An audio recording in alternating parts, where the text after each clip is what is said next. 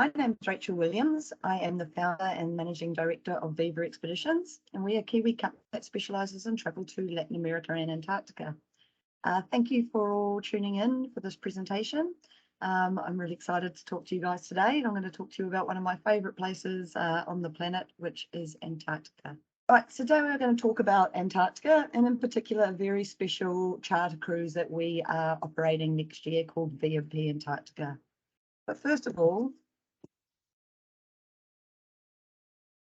I'll just tell you a little bit about us.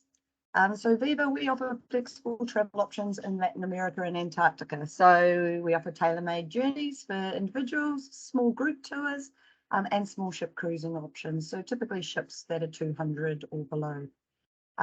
We've spent quite a bit of time in the last few years during COVID, really refining, simplifying and perfecting our itineraries. I'm using over 15 years experience in the industry to do that.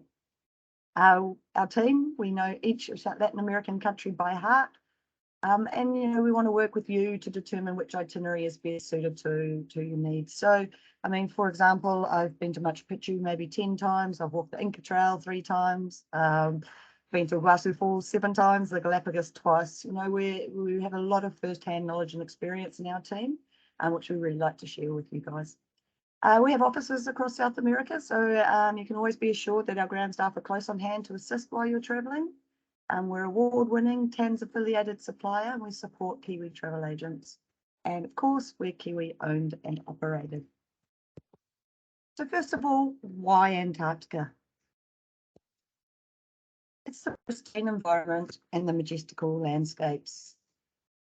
In my mind, travelling to Antarctica is the closest thing to leaving the planet. I've been once already, and I'm going again next Friday. Feel very fortunate. And it's a place that's actually really hard to describe. It's so incredibly beautiful. It's so incredibly untouched. You know, people say, what do you see there? Do you see ice? And it's like, yes, you do see ice, but so many different types of ice, so many shapes, sizes, colours. I mean, the colours of the icebergs are absolutely magical. The effect that the wind has on the ice over time is, you know, creates these formations that are absolutely jaw-dropping. Again, just an indication of the landscapes dotted with those are Gen 2 penguins, but everywhere you look, it's really is incredibly beautiful, and it's hard not to take thousands and thousands and thousands of photos. I know I sure did when I was on my trip. The second really obviously appealing thing about Antarctica is the wildlife. So the penguins, of course, are a big highlight, playful little creatures, and there are a lot of penguins in Antarctica. Trust me, it's not a question of whether you'll see penguins, it's, you know, how many thousands will you see? These ones here are little playful Adelie penguins. We have the Gen 2 penguins. Oh, there's another little Adelie. And as you can see, you get quite close. They just, you know, wander by like, you know, they're very unconcerned about our presence. We always, you know, stay at a distance.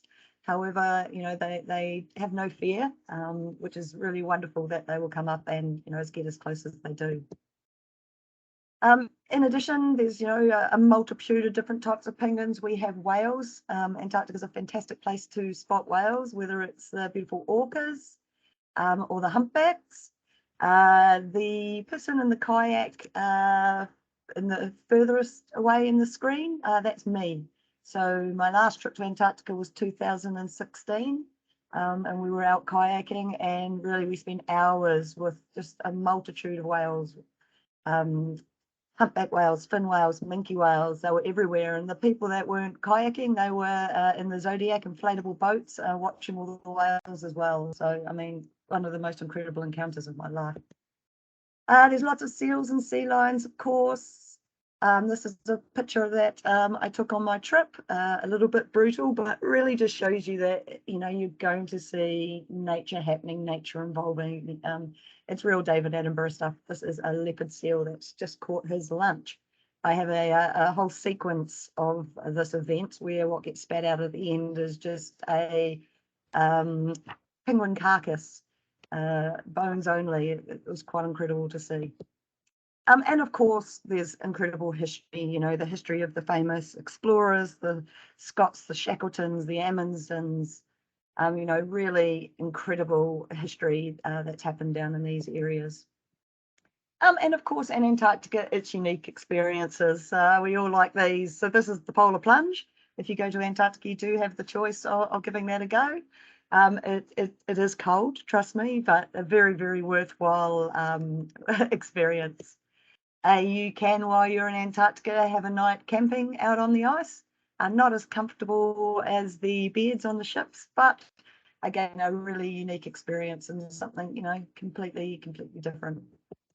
And why now? I mean, why is now a good time to go? I mean, there's a few reasons.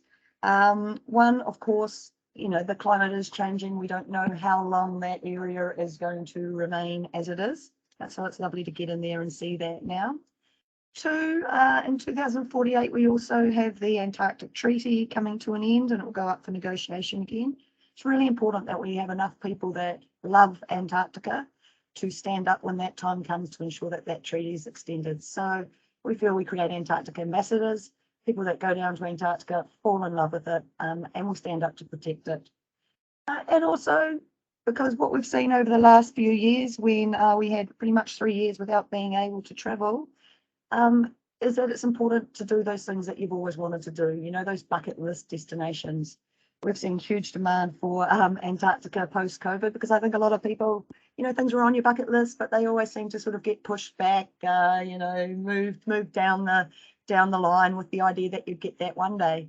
But no, we've seen that maybe something will happen and you won't. So, you know, now's a good time to get out there and live those dreams, those travel dreams. Right. So how do we get here? That is a really good question, and there are a couple of options. Excuse me.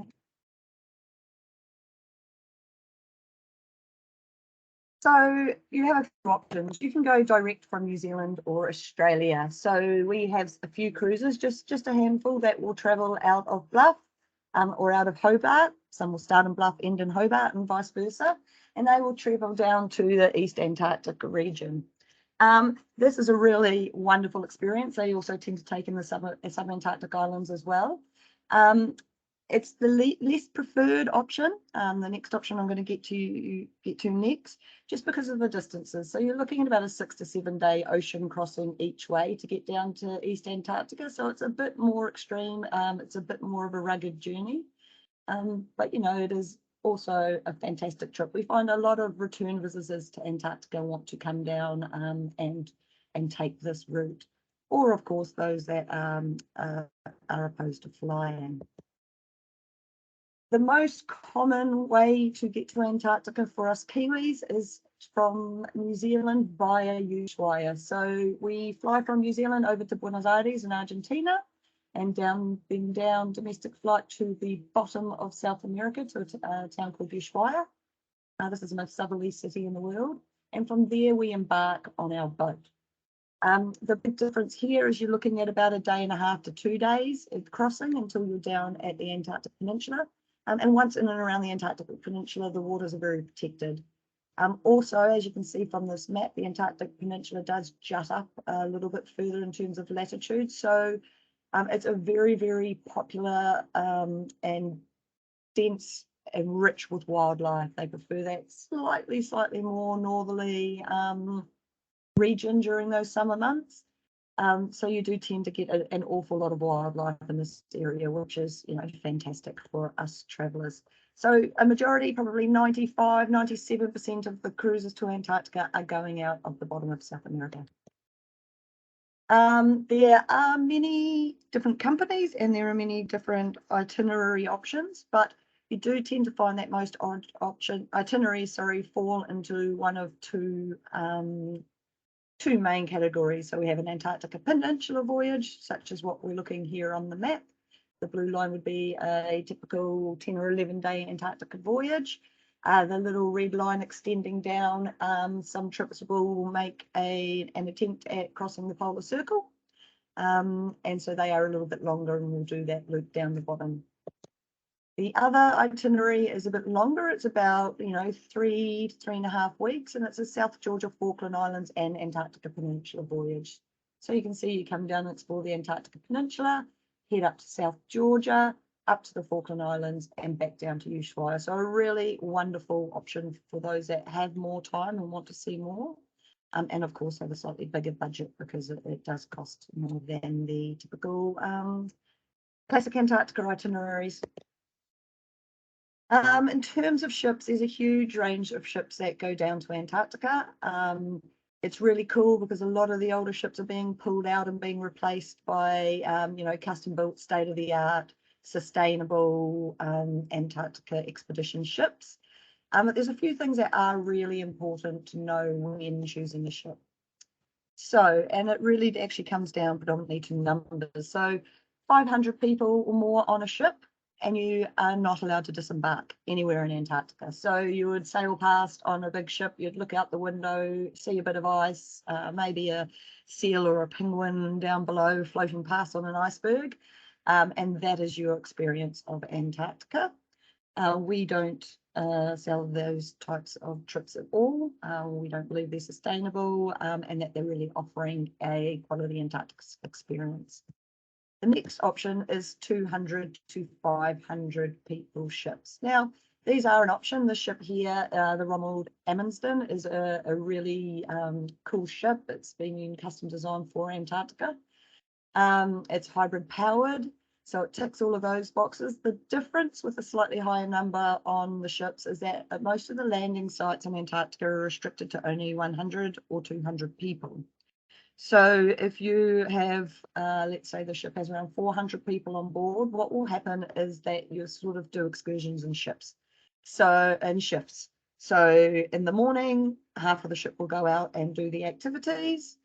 And then they'll come back, and in the afternoon, they'll just be on board the ship, while the other half of the people on board will go out and do the activity. So you essentially get one landing per day. The next category ships are the under 200 passengers, which are our preferences, because with the under 200 people passenger ships, you'll get 2 excursions a day. So they can get everybody off the ship at one go, at one time.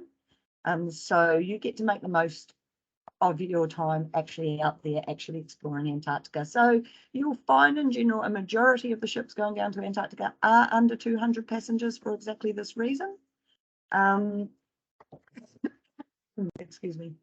And it's certainly, what we recommend for clients in terms of being able to maximize their experience while traveling down in Antarctica. Right, so Epic Charter, our VIP Antarctica, at the beginning, at the end of 2021, the world was starting to move a little bit, so I released an Antarctica trip for November this year. It's a trip I'm going on next week, and I thought, let's see if I can get 20 people who'd like to come to Antarctica with me. I'm taking a group of 88, and I was quite blown away by the demand and by the reaction for that trip and for just Antarctica itineraries altogether. So we thought, you know what, why don't we do something really cool? Why don't we charter a whole Antarctica ship? We'll fill it with all of our clients, and we'll do some really cool things on board that add value and that make it, more than what it already is. And it already is amazing. It really is so amazing, but, we want to make it even better. So we have some very special guests coming on board with us on this trip. Professor Mike Stroud OBE, he's best known for his record-breaking expeditions with Sir Ranulph Fiennes. And he's a true modern day explorer. So from Sahara to the poles, really, he's ventured into the most inhospitable and remote places on the planet. And each time he returns with more incredible tales to tell. So he first teamed up with Ranulph Fiennes in 1986 on the first of their 5 attempts to travel unsupported on foot to the North Pole from Antarctica. To travel the North Pole from the Arctic Canada and later Siberia. The pair then turned their attention to Antarctica. And in 1992 to 93, they broke several records when they completed the first unaided walk across the continent. Now, this was a 95-day, 1,700-mile journey with no dogs, no food drops, no machines. It was just Mike and Ranulph dragging their sleds. And wow, what a story.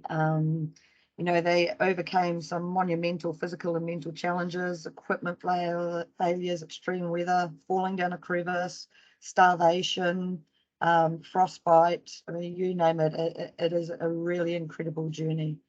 Him and Ranulph started the 7 marathons in 7 days on 7 continents. And really only a couple of months ago in July, Mike's now, getting up there in age, but he completed the Yukon 1000, which is the longest kayak race in the world. And he's an interesting person to talk to. You know, he says that he's an expert in human potential, and he believes that there's a place that everybody can go to achieve incredible things. I'm still trying to find that place. I'm working on it, but the more time I spend with Mike, the more determined I am to find it. This is him and Ranulph walking. Now I'm just going to jump back a slide here. Our second guest that we've got on board this trip is our own Sir John Key, the former New Zealand Prime Minister. Now, John is a really nice person, a really interesting person to speak to. He's also been down to Antarctica twice and has a real passion for the area. COVID's been a tough time for those in the travel industry. And, we've been pretty strapped in terms of marketing funds and things like that. So reaching out to these special guests, was a bit of a stab in the dark to try and, do something really different and get some cool people on board to try and do something really cool. And when I asked John, he was, really, really happy to join us. I was actually quite surprised. And I asked him the other day when I met him why, and he goes, because he said, I normally wouldn't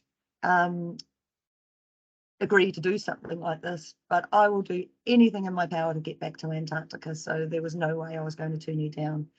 And that's really exciting. And that really talks to, the incredibleness of the destination itself. Right, so I'm just going to talk you a little bit through our itinerary of this trip to give you an idea of it. And bear in mind, even if this trip doesn't suit you and you have got Antarctica in the mind for another time, this will also give you a really good idea of how an Antarctica trip would work. So we arrive in Buenos Aires. On this trip, we include everything from the moment you touch down in South America in Buenos Aires. We will spend a couple of nights in Buenos Aires on the 23rd and 24th of November, exploring the beautiful city. So it's known as the Paris of the South. It has beautiful European heritage, which evidence in its architecture, but it also has its own captivating, seductive and bustling energy. So we'll visit the city. Of course, we will take in a intimate and private tango show while we're there, which is very, very lovely to see. And then we will jump on a domestic flight and we will head down to Ushuaia, which is the most southerly city in the world. It's located on the island of Tierra del Fuego and right on the edge of the Tierra del Fuego National Park, which is a beautiful park, and we will take you to visit while we're down there in the morning after we arrive, before we board our cruise. So we embark in Ushuaia in the afternoon, and we navigate out through the calm channels of the Beagle Strait in the Tierra del Fuego archipelago.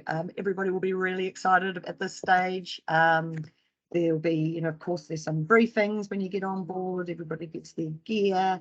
There's also lovely welcome cocktails and stuff that we have for the captain. So it's a really nice welcome. And then we head off across the Drake Passage. Now, the ships that we're on, which I'll tell you about shortly, are designed for this journey, and they're fantastic in terms of stability and also the speed. So they get you down there pretty quickly.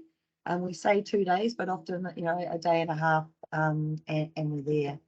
During this time, there will be lots of lectures on board the ship. All of the ship's crew, the expedition crew, are experts in their fields. For example, on my last cruise, I had a marine biologist that specialised in plankton. We had ornithologists, historians, all sorts, and their lectures and presentations they gave were truly fantastic. Now, as we start drawing closer to Antarctica, big giant icebergs start approaching, and as you can imagine, the excitement builds. We probably would have seen a lot of birds during this time, hopefully some whales as well. And of course, there's lots of great onboard facilities for you to enjoy during that time. But as we approach, the icebergs start getting thicker, and we find ourselves approaching the South Shetland Islands. Now, these islands are fascinating and they're a really thrilling addition into the expedition. So they sit 120 kilometres off the coast of the Antarctic Peninsula. They're very, very rich in history. There's a lot of research bases in that area, as well as historic whaling stations. It's teeming with wildlife, and it's strangely home to one of Antarctica's two most active volcanoes. So Deception Island, which is one of our stops in this region of South Shetland Islands, it's a horseshoe-shaped island. It's a really mesmerised place because it's a collapsed volcano cone, home to tens of thousands of chin-strapped penguins. The steaming waters in Pendulum Cove, gently heated by geothermic activity a mile below the surface. So it's actually surprisingly quite a refreshing place for a swim. So very bizarre to be completely surrounded by snow, but in a thermal region. It's quite incredible. Our aim in this area is to spend as much time as possible off the ship, exploring and learning through our landings and our Zodiac cruises. And this is one of the old whaling stations that are on Deception Island. And yes, on the left there, that is me emerging from the ocean after a quick dip. Yeah, it was pretty cold, but it was a beautiful day and we were very, very warm. In this area, this is just a few of my photos. The one on the left with the Gentoo penguin in front of the elephant seal is just one of my favourite penguins. Just pictures the way they wander around, you know, completely not bothered by these enormous beasts. But the elephant seals, I found them very, very, very cool. And this is one of the large penguin colonies that I was telling you about that we would visit, the chin-strap penguins. This a bit closer up of the chin-strap penguins. Another picture I took in this area, which I think is pretty cool too. I just wanted to throw it in. Just the perspective again, it's just a great photo. I just needed to show you when I was looking at pictures from the South Shetland Islands. I was in another Zodiac and looking back through towards our ship, where a group of people off our boat were coming off the ship. And, you know, just great perspective. It was magical. So after a couple of days exploring the South Shetland Islands, we head down to the Antarctic Peninsula. Now, this is the northernmost arm of the Antarctic continent, and the Antarctic Peninsula is characterised by jagged mountain peaks and hundreds of towering feet, surrounded by the abundance of massive, massive icebergs. But it's also known for one of being the richest breeding grounds in the world for penguins, seals, seabirds, and the plethora of wildlife that keeps you in a constant state of awe. Even just this beautiful photo here, you can see the Weddell seals that are floating on the iceberg in the front there.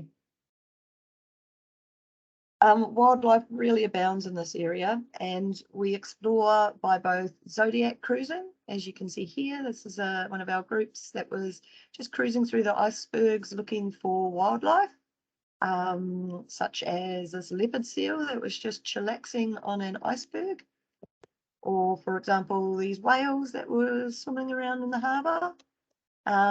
Again, these are my pictures, and just to give you an indication, I like that one because it really gives you a bit of an indication of the scale. These whales were like buses, and you know, we were so close at times that we almost could have touched them. It was unreal. Shore landings are the other way that we explore, and landing on the Antarctic continent is something really special, you know, to set foot on that seventh continent. So you'll be walking around, there's some nice trails, you know, and exploring just the landscapes and very much the wildlife. Some Gentoo penguins, there's lots of them in Antarctica. But also, you know, there's lots of seals. It's a happy Weddell seal. In the Lemaire Channel, there's a good chance of seeing the orcas. And, you know, just again, those landscapes, those big tabular icebergs like this one that we're looking at now, or, you know, the flat sea ice. Yes, it's all ice, but it's so different. It's so beautiful, and it really will take your breath away. So after, you know, spending quite a few days now, so 6 days down exploring this area, it is time, sadly, to head back across the Drake. Really nice time on the way back. There's a lot of social activities that are organised on board. as well as, time to relax and enjoy lectures and the different ships facilities. If possible, on the way back, weather providing, we do our best to pass the Cape Horn, which is the legendary maritime landmark at the southern tip of South America. It's quite cool to sort of tick off that little bucket list of things you've seen. And then we arrive into Buenos Aires, where our trip concludes. We'll transfer to the airport for your flight back up to Buenos Aires and home, unless, of course, you've chosen to maybe extend and see something more in the area while you're there. Right, so I'm just going to tell you a little bit about the ship. So this is the Ocean Albatros. That's one of two sister ships. They're exactly the same, that are operated by Albatros Expeditions. Now we've chartered this ship. It's brand new. It's in sea trials at the moment and will do its first Arctic season starting early next year. Its sister ship, the Ocean Victory, is currently engaged in its first Antarctica season, and it's really going really well. So this ship offers the highest polar code 6 and ice class 1A. So they're the highest rankings for polar exploration. It's the ideal vessel for small ship cruising due to its sturdy construction and X-bow infinity class. So you can see the bow, the way it moves forward there. That's very much a design to provide high stability in rough weather and allows for the smoothest movement on high waves should we encounter them. So it's got a total of 94 comfortable and spacious staterooms, all with unobstructed views of the oceans, and most with their own balcony. And it will have their private bathroom, of course, as well. There's private observation areas, there's 2 restaurants, a library, there's a spa and wellness area, a heated swimming pool, 2 jacuzzis, spa and a sauna. There's a gymnasium, of course, a modern lecture theatre where we will hear from our expedition staff on board, but also many presentations given by both Dr. Mike Stroud, Professor Mike Stroud, and John Key. This ship truly delivers on all the comforts and needs of today's explorers while providing a genuine expedition experience. It's also one of the most environmentally sustainable vessels in the market. So it's clean ship certified and has a Tier 3 compliant engine. So it's the least polluting engines in the world, giving up to 80% lower emissions than traditional expedition vehicles. And the engines only use light fuels. So in terms of sustainable choices for heading down to visit Antarctica, this is definitely right up there. It also has a distinct advantage over some of the larger traditional cruise ships, so that it can access narrow inlets and sail close inshore in between icebergs and in remote areas of the ocean, which is really great because it allows us to disembark quickly by the fleet of Zodiacs and access amazing sites with greater speed and efficiency. So a super cool boat. The dates for the trip is the 23rd of November to the 5th of December 2023. The Antarctica season pretty much runs from the beginning of November until the end of March each year. And in terms of what it's like in Antarctica during that time, so late November, December, it's a really popular time for travel if the warmer temperature and increasingly long days breathe life back into the region. So wildlife numbers are really increasing. The hungry humpback whales have started to arrive. The penguin populations in their rookeries are reaching full capacity, and the birds are busy nest building and courting, looking out for the first penguin chicks which start to hatch. We get up to 22 hours of daylight, and sunnier days mean more time for exploring. So that's really great. But what's really cool as well is that the extensive snow still cloaks Antarctica in a pristine whiteness. Sea ice is still prevalent and at its most impressive. This provides fantastic photo opportunities, amazing sunsets, breathtaking landscapes, and noctilucent clouds. Weddell and fur seals are busy mating during this time, and albatross, marine fulmars, and petrels flying the Drake, while blue-eyed shags return to Antarctica. Just a little bit of an idea around pricing and inclusions on board. Of course, we have a full trip brochure that you can get all of the details from. But the price starts from $17,995 per person, New Zealand dollars. And remember, that includes pretty much everything except your international flight. So as soon as you arrive in Buenos Aires, it's including your accommodation, in Buenos Aires and Ushuaia, some meals, your activities. And once you're on the boat, it includes all your meals, all your activities, all your accommodation. You get an expedition parka and boots, all the presentations. You get a photographic trip log, which is shared after the voyage, which is really great. If you haven't got the most fantastic photos, you get photos that are taken from the photographers, which is really good. And of course, there's the welcome and farewell cocktail reception. So really, you're only looking at an international flight ticket and potentially some tips on board, and you're pretty good.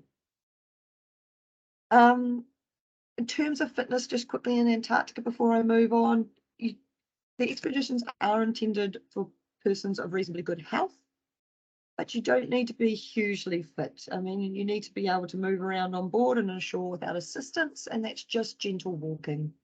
It's not extreme trekking or mountain climbing, or in the case of Mike Stroud, doing a solo crossing the Antarctica on foot, but just general, that you can go out and go for a good walk, that you can walk around, that you can walk up and down steps. Those sorts of things are what is expected. Very quickly, just to finish, there are a lot of add-ons and extensions that you could add to a trip like this if you wanted to make a bit of time, bit more of your time in South America. Saying that, South America can also be a standalone trip. It is a really huge and diverse continent. Everything from Ecuador and the Galapagos Islands up in the north, Peru, Machu Picchu, down into the southern region, which is, Patagonia, which is the southern area of Chile and Argentina. There really is a lot to offer. Some of the most sort of common extensions for this trip would be a Buenos Aires to Rio type of itinerary. Now, I realise that we do include Buenos Aires as part of the trip, but the idea that you can connect up to Iguazu Falls and possibly maybe at the end of Antarctica spend a bit of time on the beaches of Brazil. Excuse me, it is a popular little add-on for people that just want to see a little bit more while they're there. The Iguazu Falls are truly magnificent, and of course Rio de Janeiro is one of the most beautiful cities in the world. And there's a range of extensions if people want to go and do wildlife and Brazilian beaches and all sorts of other things in the area. Another really popular option is Patagonia. Patagonia being the southern part of Argentina and Chile. Now, this could be done either as, predominantly as a post-cruise itinerary, should you wish, where just a short domestic flight from Ushuaia would take you to El Calafate, from where you can visit the beautiful Pruno Merino Glacier and the Torres del Paine National Park, which is definitely up there as one of my favourite spots in Latin America. For anybody that loves hiking in the great outdoors, this really is a magical spot. But there are, of course, options you can explore by boat and also in vehicles if you're not quite so active. But truly a trekker's paradise, or trampers, I should say, here in New Zealand. All of our trips that we organise, it's hand-picked hotels, it's authentic experiences. We'll include some meals, and we'll always have someone waiting to pick you up at the airport. We have our local support officers on the ground, and we have, a lot of options. We can personalise and tailor these tours, to suit your interests. I'd like to ask if you've got any questions. Of course, we have some recordings, but please feel free. If you do have any questions, reach out to your agents, and we'd love to speak with you. So thank you very much for your time. Thank you much for listening in. It would be wonderful if you want to join us next year, but please, if you'd like any more information, don't hesitate to reach out. Have a wonderful day. Thank you very much.